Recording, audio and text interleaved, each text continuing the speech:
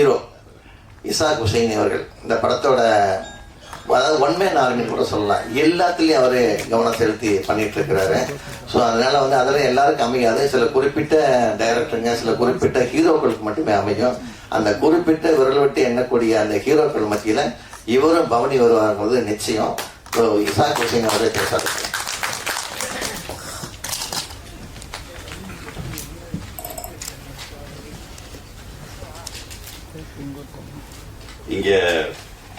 இங்கு வருகை தந்திருக்கும் என்னுடைய நான் பெரிதும் மதிக்கிற பத்திரிகை நண்பர்கள், இது வெளிநாட்டில் பார்த்தீங்கன்னா எப்பவுமே பத்திரிகை நண்பர்கள் வரும்போது அவங்க என்ன வேணா கேட்பாங்க. யாருமே அதுக்கு கோவப்படுறதோ வருத்தப்படுறதோ பண்ண மாட்டாங்க. முடிஞ்ச அளவுக்கு பதில் சொல்லுவாங்க. அதனால அது ஒண்ணு சொல்லிட்டு, இந்த படத்துடைய முக்கியமான சில விஷயங்களை நான் உங்களுக்கு சொல்லணும்னு நினைக்கிறேன். அதுக்கு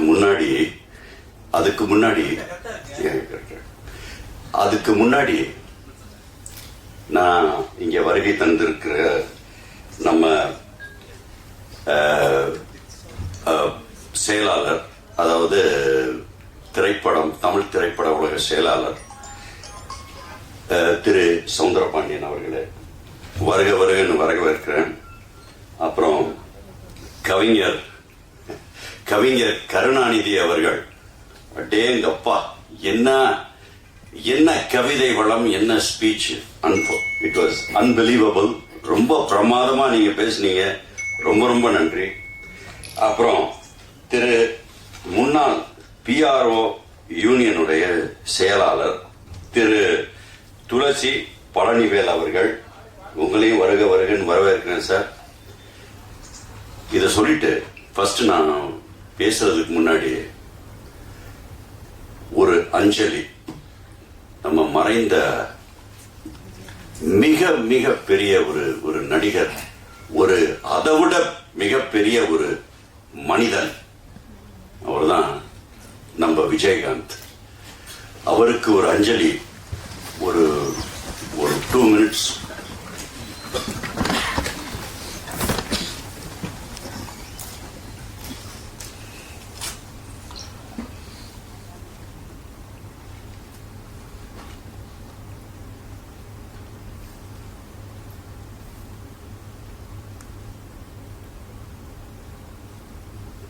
Thank you very much.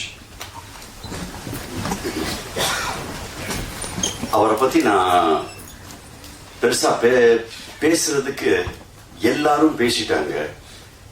பெருசா என்னால அதுக்கு மேல எதுவும் என்னுடைய ஒரு இதனால என்னால எதுவும் பேச முடியாது. அந்த அளவுக்கு ஒரு he was a great man.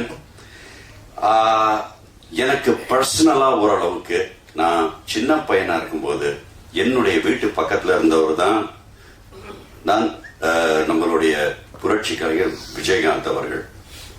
அவர் அப்போ பெருசா திரைப்படத்துல வரல, நான் சின்ன பையன். அவர் வந்து என்னுடைய சொந்தம் ஒருத்தருக்கு ரொம்ப ஃப்ரெண்ட். அவங்க அங்கதான் அவரை பார்ப்பேன். என்ன தம்பி எப்படி இருக்க மதுரை வெள்ளைக்காரா அப்படின்னு சொல்லுவாருன்னு. சின்ன வயசுல கொஞ்சம் அப்படி ரொம்ப ஃபேரா இருப்பேன், அதனால அதை பார்த்துட்டு மதுரை வெள்ளைக்காரான்னு சொல்லுவாரு. ஒரு மாதிரி கிண்டலா ஜாலியா இருப்பாரு. எப்பப்போ ஏதாவது அப்படி தலையில தடை விட்டுட்டு போவாரு. அப்புறம் நான் படம் பண்ணும்போது கண்மணி உனக்கான ஒரு படம் பண்ணும்போது நான் அவரை பார்த்து, அப்பா அவர் தான் தலைவர், நான் வந்து அவரை போய் பார்த்து வீட்டில் அப்படி போய் வெளியே போய் அப்படி நின்று இருந்தேன். அவரடி பார்த்து வாங்க தம்பி உள்ள அப்படின்னு அவரே கூப்பிட்டாரு. நிறைய பேர் உட்காந்துருந்தாங்க. கூப்பிட்டு சொன்னாரு. நான் சொன்னேன், சார் என்ன ஞாபகம் இருக்கா அப்படின்னு கேட்டேன். அவரு அப்படியா அப்படின்னு அப்படி யோசிச்சாரு. இப்ப நான் சொன்னேன், நான் ஷிஹான் ஹுசைனியோட தம்பி. ஓ நம்ம மதுரைக்காரமா அப்படின்னு சொல்லிட்டு, படம் பண்றீங்கப்பா, வெரி குட் அப்படின்னு சொன்னாரு. நீங்க தான் அடிதடி ஆக்ஷன்லாம் சின்ன வயசுல இருந்தே பண்ணிட்டே இருப்பீங்களே, அந்த மாதிரி நல்ல ஆக்ஷன் பண்ணுப்பா படத்துல அப்படின்னாரு. நான் சொன்னேன், உங்களுடைய இன்ஸ்பிரேஷன்ல தான் சார் நான் ஆக்ஷன்லாம் பண்றேன் படத்துல. இல்ல இந்த படத்துல நல்லா பண்ணிருக்கேன் சார் ஆக்ஷன், நீங்க தயவுசெய்து படத்தை வந்து பாருங்க அப்படின்னா. அவர் சொன்னாரு எங்கேயோ ஒரு இதுக்கு போறேன், நான் வந்து கண்டிப்பா உன் படத்தை நான் கண்டிப்பா பார்ப்பேன் அப்படின்னு சொன்னாரு. பார்த்துட்டு என்னை தேடி கண்டுபிடிச்சு என் ஃபோன் நம்பர் கூட அவர்கிட்ட இல்லை.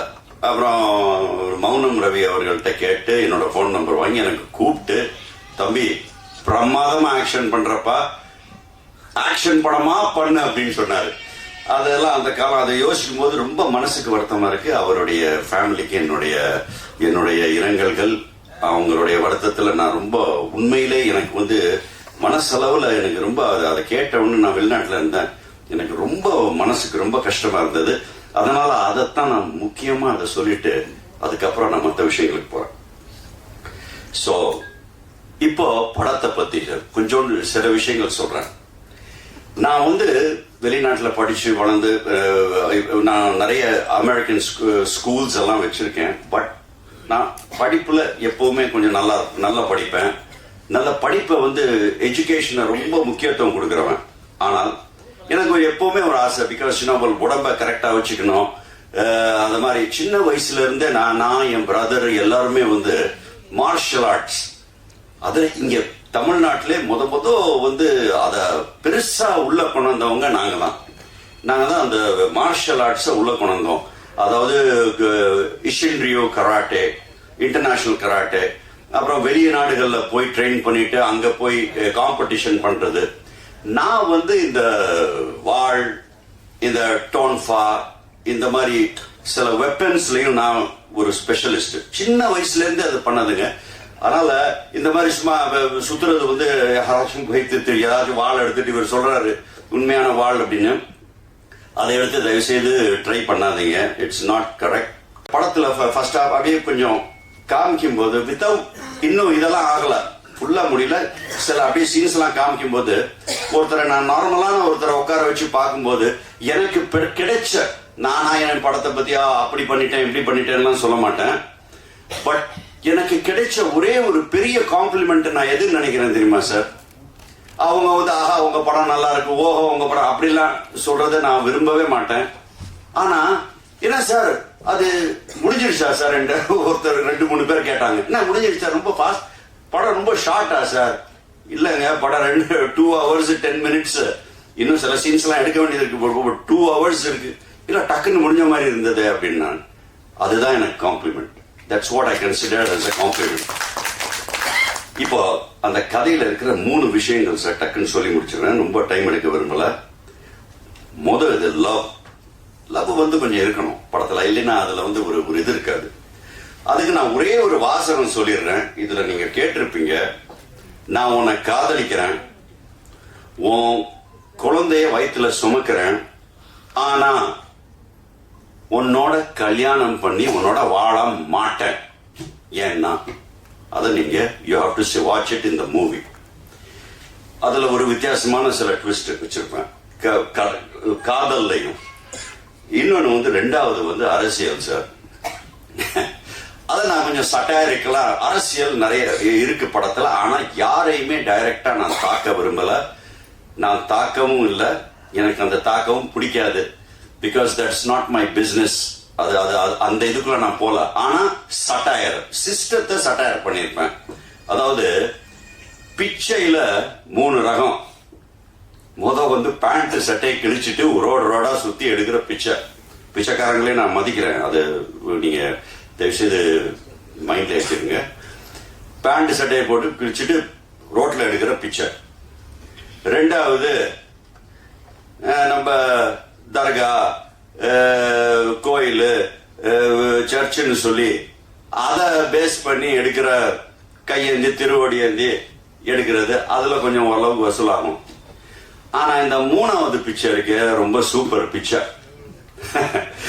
5 வருஷத்துக்கு ஒரு தடவை வந்து அம்மா தாயன்னு சொல்றது, அதுக்கப்புறம் அவங்க நினைச்சதெல்லாம் பண்றது. இது வந்து இதை ஒரு சட்டாரிக்கல இதை வேற மாதிரி நான் யூஸ் பண்ணிருப்பேன் படத்துல. அதை நீங்க யூ கேன் வாட்ச் தட். இன்னொன்னு வந்து அதுக்கு மேல ஒரு அசிங்கமான ஒரு பிச்சை என்னன்னா, பிச்சைக்காரன்ட்டே பிச்சை வாங்குறது. அது என்னன்னா ஓட்டு கேட்க வர பிச்சைக்காரன்ட்ட அவன்கிட்டயே காசு வாங்குறது. இது அதை விட worst. இதெல்லாம் வந்து ஜனநாயகத்தை ரொம்ப கெடுக்குது அப்படின்றத நான் ரொம்ப கேர்ஃபுல்லா சொல்லியிருக்கேன். இன்னொன்னு என்ன சொல்லியிருக்கேன்னா, இங்க பாருங்க, இன்னொரு விஷயம் நான் ரொம்ப யோசிச்சு சொல்லியிருக்கிறது என்னன்னா, சும்மா வந்து ஆளுக்காலு ஒண்ணு தலைவர்னு சொல்லி வந்து பேசுறது, மோனோலாக் அடிச்சுக்கிட்டே போறது. நாங்க இது பண்ணுவோம் அது பண்ணுவோம், நீங்க எல்லாம் எனக்கு ஓட்டு போடுங்க. நாங்க உங்களுக்கு ஓட்டு போடணும்னா நாங்க உங்ககிட்ட கேள்வி கேட்கணும், நீங்க எனக்கு பதில் சொல்லணும். அதே மாதிரி பத்திரிகை நண்பர்கள் நீங்க வந்து கேள்வி கேட்டா அவங்க ஒவ்வொரு கேள்விக்கும் பதில் சொல்றாங்க. What is your qualification? நீங்க என்னை ஆள போறீங்க, உங்களோட குவாலிஃபிகேஷன் என்ன? What are you? நீங்க யார் அப்படின்றது எங்களுக்கு தெரியணும். ஸோ அந்த இன்டராக்ஷன் அதை நான் கொஞ்சம் பேஸ் பண்ணியிருப்பேன். இங்க நீங்களா பேசிட்டு போகாதீங்க, எங்க கிட்டயும் கேளுங்க. இங்க வந்து சில பத்திரிகை நண்பர்கள் கேட்பாங்க கேள்வி, அருமையான கேள்வியா இருக்கும். நான் வெளிநாட்டில் உட்காந்து அப்படி பார்ப்பேன், என்னடா ஒரு கேள்வி கேட்பாங்க பக்காவா, ஆஹா இப்ப இப்ப நம்ம தலைவர் பதில் சொல்ல போறாருன்னு நான் நினைப்பேன். ஆனா உடனே கோவப்படுவாங்க. ஒரு நல்ல கேள்வி பத்திரிகையாளர் கேட்டாங்கன்னா, அது எந்த பத்திரிகைப்பா, நீ எங்க இருந்துப்பா வர்ற, நீ யாரியா, நீ உன் வீடு எங்க இருக்கு, உன் பேர் என்ன, எந்த பத்திரிகை? இது வந்து எனக்கு வந்து ரொம்ப மனசுக்கு கஷ்டமா இருக்கும் இது பார்க்கும்போது. You have to answer. நீ பதில் சொல்லணும். நீ தலைவன்னா நீ பதில் சொல்லணும். நீ யாரு பத்திரிகை, நீ எந்த பத்திரிகை, அந்த பத்திரிகை, இதெல்லாம் கேள்வி கேட்காம நீங்க பதில் சொல்லுங்க. So these are the points. நான் வந்து அதை கரெக்டா எடுத்து சில விஷயங்களை நறுக்குன்னு சொல்லியிருப்பேன், பெருசா இதையே வளவலன்னு சொல்லாம. பட் எனக்கு என்னுடைய மனசுல இருக்கிற கோபத்தையும் ஆதங்கத்தையும் நான் வந்து அதுல படத்துல வச்சிருக்கேன். அதனால அரசியல்ல கூட ஒரு ஒரு ஒரு ஒரு ஒரு ஒரு மாதிரி ஒரு சட்டலா சொல்லியிருப்பேன். இன்னொன்னு வந்து அரசியல் ஜெயிக்கிறதுக்காக எந்த லெவலுக்கும் போவாங்க. இது வந்து என்ன வேணா பண்ணுவாங்க. இத வந்து இவங்க வந்து எந்த அளவுக்கு ஒரு ராஜதந்திரம் போட்டு இதுல இருக்கிற வில்லன் அரசியலை வந்து இத வந்து சும்மா ஒரு ஒரு ஒரு லூஸ் நிட்டா இல்லாம மிகப்பெரிய ஒரு தந்திரம் போடுவாரு. அதாவது அவர் தோத்துருவாருன்னு தெரிஞ்சு, பட் அவன் வந்து அதுல வந்து ஒரு தந்திரமா ஒரு ஒரு மேட்டரை பண்ணுவான். தோக்க கூடாது.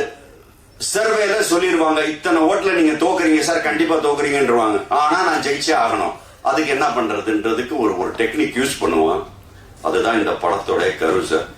அந்த டெக்னிக்கை உடைச்சு அந்த டெக்னிக்கை உடைக்க போறதுதான் இந்த படத்தோட ஹீரோவுடைய வேலை. அதுவும் தந்திரமா தான். எல்லாரையும் பிடிச்சி அடிச்சு 4 பேர் ஒரு குத்து குத்துனா 10 பேர் பறக்கிறது, இப்படி எல்லாம் பண்ணி எல்லாம் ஜெயிக்க மாட்டாரு ஹீரோ. இதுல he will use the brain. பயங்கரமான ஆக்ஷன் இருக்கும், ஆனா கொஞ்சம் பிரெயின் யூஸ் பண்ற ஆக்ஷன் இருக்கும். அதாவது நம்ம வந்து ஒரு காரியத்தை நீங்க லகான்னு ஒரு படம் பார்த்திருப்பீங்க. அதுல இவருக்கு இந்த திறமை இருக்கு, அவருக்கு அந்த திறமை இருக்கு, இவருக்கு இந்த திறமை, அதையெல்லாம் கூட்டி யூ பிரிங் ஆல் டுகெதர். அப்ப அந்த ஒரு பவர்ஃபுல்லான ஒரு எதிரியை நீங்க வந்து மீட் பண்ண முடியும். அதனால கொஞ்சம் கொஞ்சம் பிரெயினை யூஸ் பண்ணி பண்ண படம் அது. பட் பண்றத கொஞ்சம் நீங்க உங்களால தான் அதை வந்து யூ கேன் ஹெல்ப் அஸ். எங்களுடைய நான் உண்மையிலே நல்லா பண்ணியிருந்தேன்னா நீங்க அதை தயவு செய்து கொஞ்சம் வெளியே கொண்டு போய் அதை காமிங்க. அதை சொல்லிட்டு நீங்க வந்த எல்லாருக்குமே ரொம்ப ரொம்ப நன்றி. Thank you very much. உங்களுக்கெல்லாம் வாழ்த்துக்கள். Thank you very much.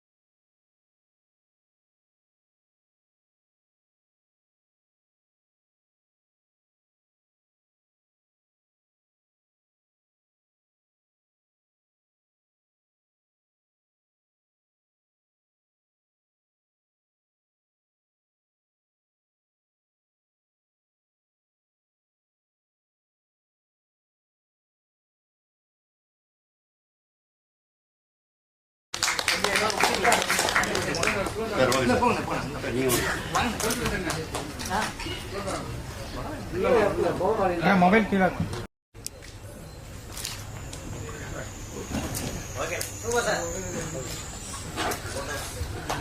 இந்த அழைப்பேற்று இங்கே வருகை தந்துள்ள சவுந்தர் அவர்களுக்கும் சொர்க்கோ அவர்களுக்கும்